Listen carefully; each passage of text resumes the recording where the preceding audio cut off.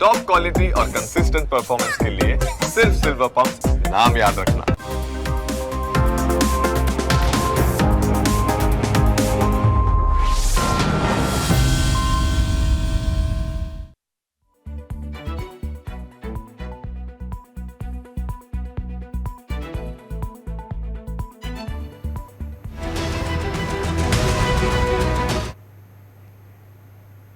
નમસ્કાર, સ્વાગત છે આપનું ન્યૂઝ કેપિટલમાં ડિબેટ ઓફ ધ ડે સાથે હું છું જુહી ગાંધી। છેલ્લા કેટલાક દિવસોથી અમેરિકી રાષ્ટ્રપતિ ડોનાલ્ડ ટ્રમ્પે દુનિયાનું ટેન્શન વધારી દીધું છે। મંગળવારે રાત્રે 8 વાગ્યા સુધીનું ટ્રમ્પે ઈરાનને અલ્ટિમેટમ આપી દીધું છે। ટ્રમ્પે સ્પષ્ટપણે ઈરાનને ધમકી આપી છે કે સ્ટ્રેટ ઓફ હોર્મુઝ ખોલી દે, નહીં તો ઈરાનનો નાશ કરી દેવાશે। હવે ટ્રમ્પની આ ધમકીને ગણતરીના કલાકો બાકી છે, ત્યારે શું ખરેખર ટ્રમ્પ પોતાનું ધાર્યું કરશે કે પછી અત્યાર સુધી ન ઝૂકેલું ઈરાન અમેરિકા સામે ઝૂકી જશે? આ જ મુદ્દે આજે ચર્ચા કરવા માટે આપણી સાથે જોડાયા છે લેફ્ટનન્ટ કર્નલ અમૃતલાલ મકવાણા અને જયંતિ આહિર, રક્ષા વિશેષજ્ઞ છે। આ બંનેનું ખૂબ ખૂબ સ્વાગત છે અમારી આ ડિબેટમાં। સૌથી પહેલાં જયંતિભાઈ આપની પાસે આવું, કારણ કે ટ્રમ્પે આ અલ્ટિમેટમ ઈરાનને આપ્યું અને જેની અસર તમામ દેશોમાં જોવા મળી રહી છે। તમામ દેશોની અત્યારે એક જ નજર છે કે શું કરે છે ટ્રમ્પ, અને સાથે સાથે ઈરાન દ્વારા પણ કઈ રીતના પગલાં ભરવામાં આવે છે। સ્ટ્રેટ ઓફ હોર્મુઝને લઈને ખાસ કરીને બંને દેશો વચ્ચે અત્યારે વાટાઘાટો પણ થઈ હોવાની અત્યારે જાણકારી છે, એટલે આપના મતે ટ્રમ્પ આ વિશે શું કરી શકે છે? જે દાવ ખાસ કરીને કરવામાં આવ્યો છે એને લઈને આપનું શું માનવું છે? ટ્રમ્પ કહે છે કંઈ અને કરે છે કંઈ। એણે તમે જો પહેલો જ્યારે હુમલો થયો એ વખતે એક ડેડલાઇન આપી હતી કે અમે 1 દિવસ કે 2 દિવસ પછી હુમલો કરીશું, અને ઓલ ઓફ સડન એણે જે એના અણુના જે મથકો હતા ઈરાનના એની ઉપર રાતોરાત ઇઝરાયલ અને સાથે મળી અને ટ્રમ્પે હુમલો કરેલો। એ વસ્તુને ઘણા દિવસ પછી ફરીથી એક ડેડલાઇન આપી કે તમે વાટાઘાટો માટે તૈયાર થાવ, અને વાટાઘાટોનો શેડ્યુલ પણ તૈયાર થયો। અમેરિકા અને ઇઝરાયલ સાથે ઈરાનની વાટાઘાટો ચાલુ હતી। એ દરમિયાન ઓલ ઓફ સડન એને એક મોકો મળી ગયો।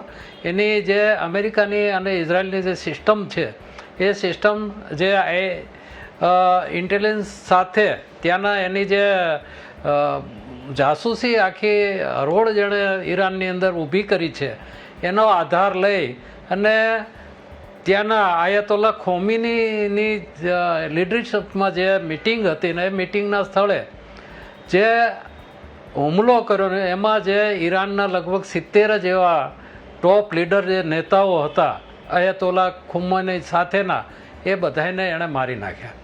હવે ત્યારથી 28 ફેબ્રુઆરીથી જે આ યુદ્ધ જે દિવસે ને દિવસે આગળ વધતું જાય છે અને એની આખી દુનિયા ઉપર એની એક અસર ઊભી થઈ છે, અને એ અસરને કારણે અત્યારે દરેક દેશો, આપણે હજી ભારતની અંદર કદાચ એની એટલી જે પાકિસ્તાનની અંદર ને દુનિયાના બીજા દેશો, અમેરિકામાં પણ જે એનો માહોલ ઊભો થયો છે એટલી મોંઘવારી કે આતે હજી આપણે એનાથી બચી રહ્યા છીએ। એના 2 કારણ હોઈ શકે। એક તો અત્યારે 5 રાજ્યોની ચૂંટણી અને એક્સાઇઝને કારણે અત્યારે જે ભાવ પેટ્રોલિયમના અને ગેસના જે કંટ્રોલ કરવામાં આવી રહ્યા છે એના કારણે આપણા જે રિઝર્વ બેંક અને આપણા જે ભંડોળો છે એને ઉપર અસર થઈ રહી છે। પણ લાંબા ગાળે આ યુદ્ધ આપણને પણ નડવાનું છે। આપણી અત્યારે જે ગેસની જે તકલીફો છે એ તકલીફો સાથે આપણે પણ એનો સામનો કરી રહ્યા છીએ, અને આજે નહીં તો કાલે આપણા જે પડોશી દેશો અત્યારે ભારત ઉપર જે પેટ્રોલિયમ ડિમાન્ડ વધારી રહ્યા છે એ બધી વસ્તુ આપણે જોઈએ તો ટ્રમ્પના કારણે, અને આપણે પોતે પણ અત્યારે ટ્રમ્પના કારણે આપણને એક જાણે એના આધીન હોય એમ રશિયા વેનેઝુલામાંથી પેટ્રોલિયમ પેદાશો ખરીદવાની જે મંજૂરી આપી છે, આ બધાય કારણે ટ્રમ્પ ક્યારે શું કરશે એની ખબર નથી। ખર્ગ ઉપર અત્યારે જે ખર્ગ ઉપર એને એટેક કર્યો છે, ખર્ગ એ ઈરાનની ધોરી નર્સ છે, કોમર્શિયલ આખું હબ એનું છે, અને ઈરાનની જે કંઈ આવકના સ્ત્રોતો છે એનું 90% ઓઇલ પ્રોડક્ટ ત્યાંથી જ નિકાસ થાય છે, અને એણે ઈરાનનું નાક દબાવવાની કોશિશ કરી છે। હવે ઈરાનમાં પણ એની જે અત્યારની જે સેકન્ડ લીડરશિપ છે એમાં રોજ ને બરોજ એના ઇન્ટેલિજન્સના છે કે આ IRGC ઇસ્લામિક રિવોલ્યુશન ગાર્ડ્સ કોપ્સના જે એના લીડરો છે, એની ઇન્ટેલિજન્સ છે, એના નેતાઓનું પણ, એના સેનાપતિઓને પણ ઇઝરાયલ અને અમેરિકા ટાર્ગેટ બનાવી રહ્યા છે. અને એક શૂન્યાવકાશ લીડરશિપની ઊભી થવી જોઈએ, એની જગ્યાએ ઈરાને એવી સિસ્ટમ ઊભી કરી છે કે એક લીડર ત્યાંથી રિમૂવ થાય તો એની જગ્યા લેવા માટે બીજા તૈયાર જ છે. અને ઈરાને પણ આજે ડિક્લેર કર્યું છે કે અમારા 15 લાખ જે યુવા જે છે સૈનિકો એ ફિદાઈન એટલે મરવા માટે તૈયાર છે. અમેરિકાની કોઈ પણ એની આક્રમણને કે એની કોઈ પણ જો હુકમીને અમે તાબે નથી થવાના, ફના થઈ જઈશું, પણ અમે ક્યાંય રોકાવાના નથી. અને અમે સતત ઇસ્લામિક જે અમારી આખી સંસ્કૃતિ છે, જે ઈરાનની સંસ્કૃતિ એણે 6000 વર્ષની બતાવી છે, અને એમાં પર્શિયન રાજા જે સોલોમન થઈ ગયા એની પણ યાદ અપાવી છે. અને અમેરિકાને એણે કીધું છે કે 6000 વર્ષ પહેલાં તમે ગુફાઓની અંદર અગ્નિ શોધતા હતા, ત્યારે અમે સોલોમન વિશ્વ ઉપર રાજ કરતા હતા, અમારા રાજાઓ, અમારા સમ્રાટ, અમારી સંસ્કૃતિ. તો અમે તમને ક્યારેય તાબે નથી થવાના, અમે અણનમ રહીશું, ખતમ થઈ જઈશું, પણ તાબે નહીં થઈએ. આવું એને સ્પષ્ટ અમેરિકાને જવાબ આપ્યો છે, ટ્રમ્પને જવાબ આપ્યો છે. અને એવું લાગે છે કે આ લડાઈ કદાચ લાંબી ચાલે. બિલકુલ. અમૃતલાલજી, આપની પાસે આવું. જે પ્રમાણે અત્યાર સુધી અમેરિકા ઈરાનનું નાક દબાવતું હતું, પરંતુ સ્ટ્રેટ ઓફ હોર્મુઝના લીધે ક્યાંક અમેરિકાનું નાક દબાયું હોય એવું આપને લાગે છે? અને સાથે જે પ્રમાણે ધમકી ટ્રમ્પ દ્વારા આપવામાં આવી છે ઈરાનને, એને લઈને આપને શું લાગે છે, કઈ રીતના પગલાં અમેરિકા દ્વારા ભરવામાં આવી શકે? જી, તમારો સવાલ બહુ સ્ટ્રેટેજિક છે કે જે પ્રમાણે આજે અમેરિકા એક યુદ્ધની જે પ્રેશર ટેકનિક કહેવાય, જે વારંવાર બયાનો આપીને આખી દુનિયાને એક કન્ફ્યુઝન સ્ટેટમાં મૂકી દેવા કે પહેલાં હું તમને 48 ઘંટાની મોહલત આપું છું, પછી કે 5 દિવસની મોહલત આપું છું, પછી હું 10 દિવસની મોહલત આપું છું. અને ગઈકાલે જે પ્રમાણે એને જાહેરાત કરીને બતાવ્યું કે આજ રાત્રિના 8 વાગ્યા સુધી જો ઈરાન સ્ટેટ ઓફ હોર્મુઝ નહીં ખોલે તો અમે એમના જેટલા પાવર ગ્રીડ છે, એનર્જી સેક્ટર છે, અને તમામ રોડ રસ્તાઓ ઉપર અમે હુમલાઓ કરશું. રેલ ટ્રાફિક, રોડ ટ્રાફિક અને એર ટ્રાફિકને અમે મોટે પાયે નુકસાન પહોંચાડીશું. જે પ્રમાણે ધમકીઓ આપવામાં આવી છે. પણ ડે 1 થી 28 તારીખથી માંડીને આજની તારીખ એટલે કે 36મો દિવસ છે, આજની તારીખ સુધી એમ કહી શકાય કે 38, 39મો દિવસ છે, ત્યાર સુધી ઈરાને જડબાદ તોડ જવાબ આપેલો છે. એમાં ઇઝરાયલ ઉપર પણ એટલું બોમ્બાર્ડમેન્ટ કરવામાં આવ્યું છે, ત્યાં પણ પારાવાર નુકસાન થયું છે.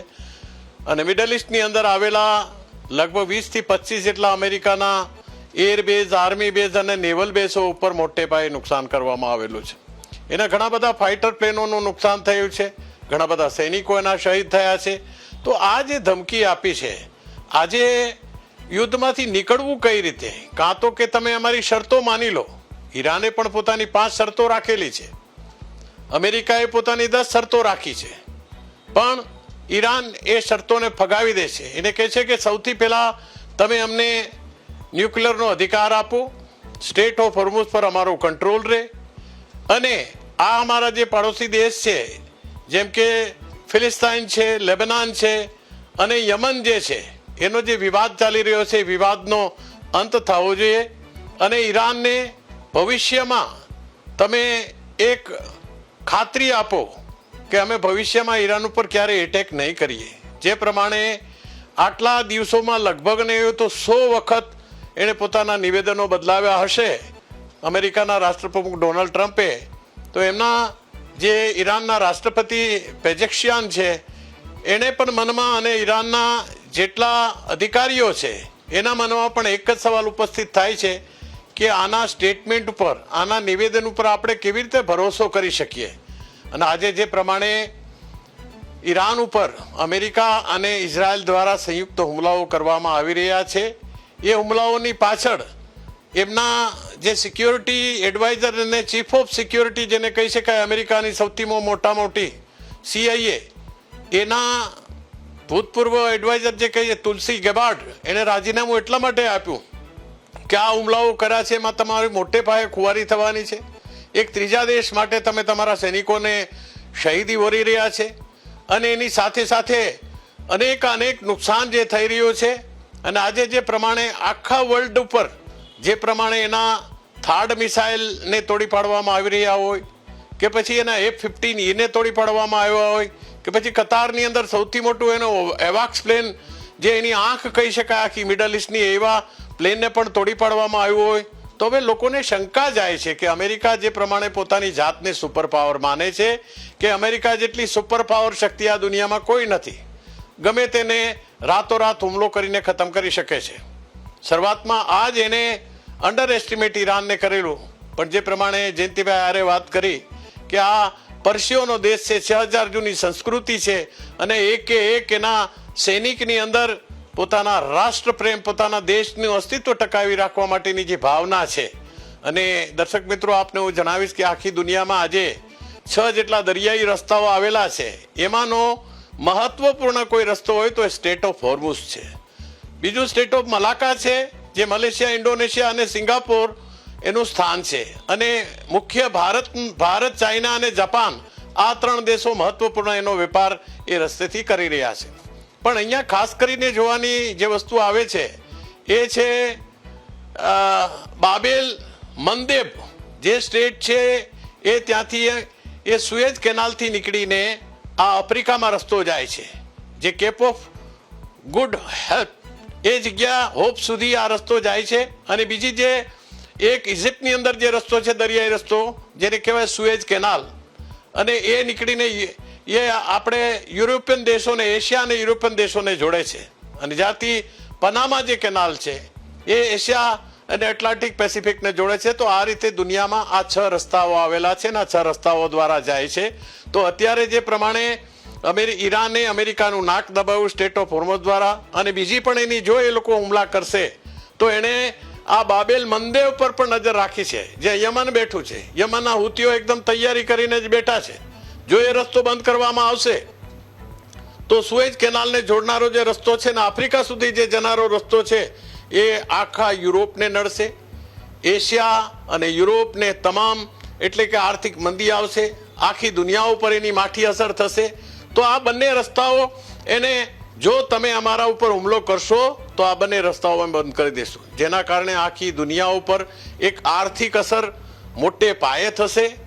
એમાં ભારત પણ બાકાત નથી, રશિયા અને ચાઇના પણ બાકાત નથી, કારણ કે ચાઇના, રશિયા અને ભારત, પાકિસ્તાન અને ઈરાક એમના માટે તો થોડી છૂટછાટ આપેલી છે કે તમે તમારા જહાજ આ રસ્તેથી પસાર કરી શકો છો.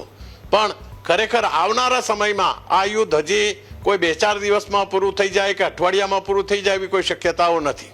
કારણ કે અમેરિકાને પણ થોડું નમતું જોખવું પડશે એની સાઈડથી કે આજે મારું એટલું મોટે પાયે નુકસાન થયું છે, હજી વધુ નુકસાન ન થાય તો કદાચ એણે આ સ્ટેટ ઓફ હોર્મુઝનો કંટ્રોલ એ ઈરાનને આપી દેવો જોઈએ. અને ત્યાર પછી આજે એમને જે સેન્કશનો લગાવેલા છે એ સેન્કશનો પણ થોડી ઘણી છૂટછાટ એને આપવી પડશે. જો સેન્કશનોમાં છૂટછાટ આપશે, સ્ટેટ ઓફ હોર્મુઝ આપશે, અને ત્રીજો દેશ કોઈ બાંહેધરી લેશે કે અમેરિકા હવે પછી ઈરાન ઉપર કોઈ એટેક નહીં કરે, તો કદાચ આમાં કહી શકાય કે થોડી મંત્રણાઓ થાય ને સીઝફાયર થવાની શક્યતાઓ છે. પણ સીઝફાયર થયા પછી પણ આ બધું નોર્મલ અને રોડ ઉપર ગાડી ચાલવા માટે, ફરી રીડેવલપમેન્ટ કરવા માટે કમસે કમ 5 થી 6 મહિનાનો સમય લાગી જશે. અને રાબેતા મુજબ જે આ બધા લંગરાયેલા હજારોની સંખ્યામાં જે ટેન્કરો છે, એમાં એલપીજી ટેન્કર હોય કે પછી ક્રૂડ ઓઇલના ટેન્કરો હોય કે માલવાહક જહાજો હોય, અને આટલા સમયથી ભારતીય આપણા ખલાસીઓ અને ક્રૂ મેમ્બરો જે ફસાયેલા છે, જેમને પાણીની સુવિધા છે કે નથી, જમવાની સુવિધા છે કે નથી, એમાં આવનારા વિશ્વના દેશોના, યુરોપીય દેશો હોય કે એશિયાઈ દેશો હોય, એમના આ જહાજો આટલા દિવસોથી જેને સ્ટેગ્નેટ થઈને પડેલા છે, લગભગ આજે 36 થી 37 દિવસ થવા આવ્યા છે. તો આ હાલતની અંદર એક જ જગ્યાએ પડી રહેવાથી આમાં ઘણી બધી ટેકનિકલ ઇસ્યુ બી આવ્યા હશે, ખોરાકના તો જરૂરથી આવેલા હશે. તો આવનારા સમયમાં મને એવું લાગી રહ્યું છે કે જો અમેરિકા નમતું નહીં જોખે તો અમેરિકા અને ઇઝરાયલનું મોટે પાયે નુકસાન થશે. અને ઇઝરાયલ આજે પૂરેપૂરી રીતે જડબાતોડ જવાબ દેવા માટે તૈયાર છે કે જો એટેક કરશે, ખર્ગ આઇલેન્ડ ઉપર એટેક કરશે તો ત્યાં એમણે પોતાની પૂર્વ તૈયારી બિલકુલ કરી લીધેલી છે કે જો એ બૂટ્સ ઓન ગ્રાઉન્ડ આવશે. રહ્યું છે કારણ કે જે પ્રમાણે અમૃતલાલજીએ પણ સારી વાત કહી કે એક સમય હતો કે જ્યારે અમેરિકાને એવું લાગતું હતું કે ઈરાન નહીં ટકી શકે, ઘૂંટણી આવી જશે જયંતિભાઈ, પણ એવું ન થયું અને ઈરાન પાસે હવે કદાચ ખોવા માટે કંઈ નથી અને એટલે જે અડીખમ છે કે હવે જે થવું હોય એ થાય, પણ સ્ટેટ ઓફ હોર્મુઝ તો નહીં જ ખોલવામાં આવે. જો આગામી સમયમાં યુદ્ધ આ જ પરિસ્થિતિ રહે છે યુદ્ધની, તો જયંતિભાઈ મારે એ સમજવું છે કે દુનિયાના બાકીના દેશો પર કઈ રીતની ઇફેક્ટ આવી શકે છે અને સાથે સાથે ખાસ કરીને ભારતને આપણને કઈ રીતની ઇફેક્ટ આવી શકે છે? તમે જુઓ, ઈરાન ગમે એટલું ઊંચું નીચું થાય પણ એ એક શિયા કન્ટ્રી છે અને એને સરાઉન્ડિંગ જેટલા દેશો એ બધા મુસ્લિમ સુન્ની પોપ્યુલેશન ધરાવતા છે. અને આ જે બહેરીન હોય, યુએઈ હોય, સાઉદી અરેબિયા હોય, કુવેત હોય, ઓમાન હોય, આ કોઈ પણ દેશ ઈરાનને શક્તિમાન બને એવું ક્યારેય ઈચ્છતા નથી. અને જો ઈરાન એટલું શક્તિશાળી બની જાય તો બાકીના દેશો હંમેશા એની ઉપર શંકાથી જોતા હતા અને શંકા સાથે એને ડર હતો કે આપણું અસ્તિત્વ કદાચ ઈરાન આપણને હડપી જાય. એટલે અત્યારે અમેરિકા જે કંઈ કરી રહ્યું છે એ જે આજુબાજુના જે કન્ટ્રીઓ છે એ પણ પોતાના અસ્તિત્વ માટે ઈરાનના ડરની વચ્ચે જીવવા માગતા નથી. અને અત્યારે જો ઇઝરાયલ અને અમેરિકા એ જે એને ગ્રાઉન્ડ સપોર્ટ મળ્યો છે અને એ સપોર્ટની સાથે જે રીતે એટેક કરે છે, પાકિસ્તાન પણ હમણાં તમે જો બલુચિસ્તાનની અંદર એક નવી તાત્કાલિક એક એર સ્ટ્રીપ તૈયાર કરી રહ્યું છે હોર્મુઝ ખાડીથી નજીકના અંતરે. અને આ બધાની વચ્ચે નાટો દેશ પોતાની જે હમણાં મકવાણા સાહેબે કીધું કે એ જે એક સુએઝ ફાર્મને કનેક્ટ થવાવાળી વાવેલ મંદેલ નામની જે ખાડી છે એ હુથીના કંટ્રોલમાં છે. હવે હુથી હોય, હિઝબુલ્લા હોય કે હમાસ હોય, આ બધાએ બગલ બચ્ચા ઈરાનના છે અને આ બધાએ આતંકવાદી સંગઠનો છે અને આ સંગઠનોને કોઈ ઈચ્છતું નથી. હુથીએ ગમે ત્યારે સાઉદી અરેબિયા ઉપર એટેક કરેલા છે. લેબનાનની અંદર હિઝબુલ્લાનું જે અત્યારે આતંકવાદી જૂથ જે લેબનાનને આ પરેશાન કરી રહ્યું છે, હમાસનું તો આખી દુનિયા જાણે છે. એટલે ઇઝરાયલ અને અમેરિકા સાથે આ જે સુન્ની કન્ટ્રીઓ છે, જે સાઉદી અરેબિયાથી યુએઈથી બધા જે 6 થી 7 દેશો છે એ પણ શિયાઓની આ જે આતંકવાદી પ્રવૃત્તિ છે એનાથી વિરુદ્ધમાં છે. અને વિરુદ્ધના કારણે ઈરાન ગમે એટલું જોર કરે, એને પ્રત્યક્ષ ક્યાંય ચાઇના કે રશિયાનો સપોર્ટ નથી, પરોક્ષ નૈતિક એને સપોર્ટ ડિક્લેર કર્યા છે, એને નિવેદનો આપ્યા છે, પણ એને જે રીતે સપોર્ટ મળવો જોઈએ એ ક્યાંયથી એને મળતો નથી. ઈરાન ગમે એટલું ધમપછાડા મારે, ગમે એટલા એની પાસે મેન પાવર હોય, ગમે એટલા એને ટ્રેન્ડ સોલ્જરો સાથે IRGC હોય, પણ સોર્સ ઓફ જે છે અને એના હવાઈ અડ્ડાઓ, એના રેલવે સ્ટેશનો, રેલવે બ્રિજો, રોડ રસ્તાઓ, એના જે આણ્વિક જે ઇલેક્ટ્રિક માટેના પાવર પ્લાન્ટો છે, આ બધાને ક્યાંક ને ક્યાંક ઇઝરાયલ અને અમેરિકા એવી રીતે ધ્વસ્ત કરી રહ્યા છે. અને એ સાથે ઈરાન પોતે ક્યાંક ને ક્યાંક બીજી પણ ભૂલ કરે છે કે ત્યાંના જે લોકલ જે લોકોએ જે એની પોલિટિકલ વિરોધ કરે છે, આ લોકોના અત્યાચારની સામે વિરોધ કરે છે, એવા લોકોને પકડી એને ફાંસીઓ આપે છે. એટલે લોકોમાં પણ અસંતુષ્ટ છે, પણ એ અસંતોષને ઇઝરાયલ કે અમેરિકા એ આ બધી સિવિલ જે સર્વિસીસ છે એની ઉપર એટેક કરવાથી એ લોકો પણ એનાથી અમેરિકાથી નારાજ થયા રહ્યા અને એના કારણે એને જે લોકલ સપોર્ટ મળવો જોઈએ એ હાલમાં નથી મળતો. જો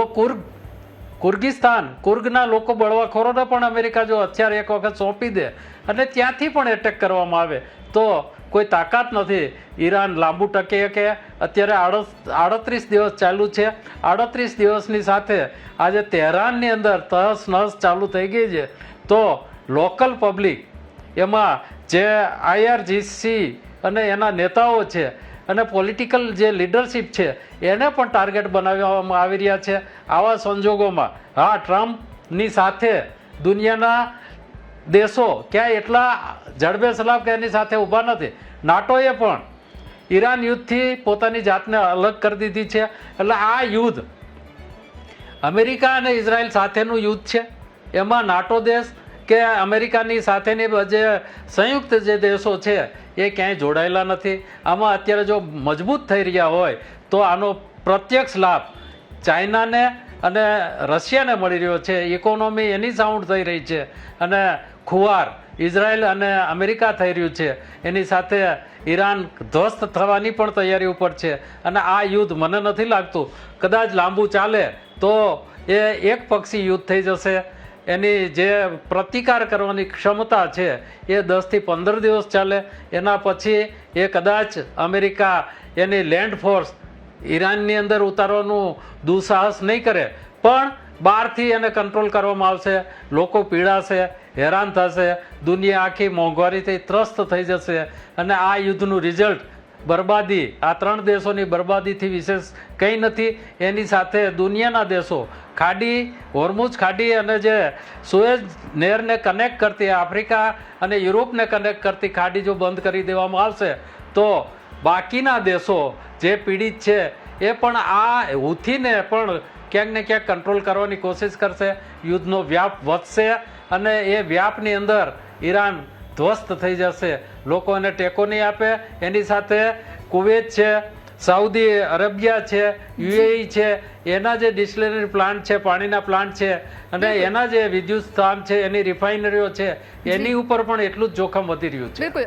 અમૃતલાલજી, ટૂંકમાં આપની પાસેથી જવાબ મેળવવો છે કે આ આગળ પરિસ્થિતિ આવીને આવી રહે તો પછી ભારતે કઈ રીતે તૈયારી રાખવાની જરૂર છે? એકદમ ટૂંકમાં આપની પાસેથી જવાબ લેવો છે.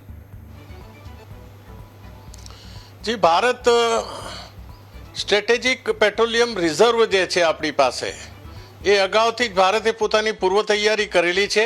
એમાંનું સૌથી મોટામાં મોટું સ્ટ્રેટેજિક પેટ્રોલિયમ જે રિઝર્વ આપણું આવેલું છે 2.5 મિલિયન મેટ્રિક ટન જે ક્રૂડ ઓઇલ છે આપણે પુદુર ખાતે છે. પુદુર જે કર્ણાટકની અંદર આવેલું છે અને બીજું જે છે એ મેંગલુરુમાં આવેલું છે જે 1.5 મિલિયન મેટ્રિક ટન સ્ટોરેજ સાથે ત્યાં આવેલું છે. અને ત્રીજું જે છે 1.33 મિલિયન મેટ્રિક ટન ક્રૂડ ઓઇલને જે આપણે સમાવેશ કરી શકીએ એવું મોટામાં મોટું જે વિશાખાપટ્ટનમ. તો આ 3 જગ્યાએ આપણું સ્ટોરેજ બધું રાખેલું છે. અંડરગ્રાઉન્ડ સ્ટોરેજ છે જ્યાં દુશ્મન દેશ કોઈ પહોંચી ન શકે એટેકમાં બી, એટલા અંડરગ્રાઉન્ડની અંદર વ્યવસ્થિત રીતે રાખેલું છે. એટલે લગભગ એમ કે 10 થી 12 દિવસનો સ્ટોક તો અહીંયા જ છે. પછી રિફાઇનરી છે, આઈઓસી છે, આઈઓએલ છે અને તમામ પ્રકારની સરકાર ગવર્મેન્ટ દ્વારા જે સૂચનાઓ આપવામાં આવી છે કે કદાચ જો આ યુદ્ધ લાંબુ એટલે કે 2 થી 3 મહિના, અને ભારતને એટલો એક ફાયદો છે કે લગભગ 41 જેટલા દેશો પાસેથી ક્રૂડ ઓઇલ આપણે આયાત કરીએ છીએ અને 2019 થી આપણે ઈરાન ખાતેથી ઓઇલ અને ક્રૂડ ઓઇલ લેવાનું બધું બંધ કરેલું છે. એટલે મોટા ભાગનું આપણે રશિયા પાસેથી ઓઇલ આવી રહ્યું છે.